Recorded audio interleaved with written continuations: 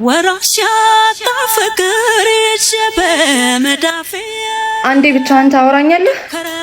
ከሷ ጋር አውሪኝ። ከሷ ምንም ደብቀው ነገር የለኝም። የድሮ ፍቅረኛ ናት። ለምንድን ነው ማታነሳው? ሊዱ የመጣሽበትን መንገድ አታውቂው? ለምን አትይዝም? ምን አጥፍቼ ነው እንደዚህ ጠላኸኝ? አራኩሽ እኮ ምክንያት አያስፈልግም። እዚህ ሰፈር አትመላለሽ። ምንም የምትቀይሪው ነገር የለም። ባቢ መርህ ነው።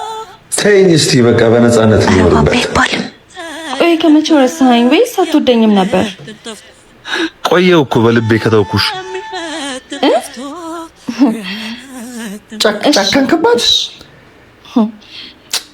እንዲህ ይቅርታ ሊጠይቅ መጥቶ አንተ ያማሃል እንዴ? ደግሞ ከኔ ጋር ሌላ ነገር ያለህ እኮ ነው ያስመሰልከው። አንቺ አልገባሽም። ሴት ልጅ ስትሰቃይ ነው ፍቅር የሚይዛት። ሴት ልጅ ስትሰቃይ ሀዘን ነው የምትወልደው። ሀዘን ደግሞ ጥላቻን ይፈጥራል። የምትፈልጋት ከሆነ ሂድና አናግራት። ሂድ በቃ አታርፍድ ባቢ። እየወደድካት ነው እንዲህ ወሬ ያወራኸው?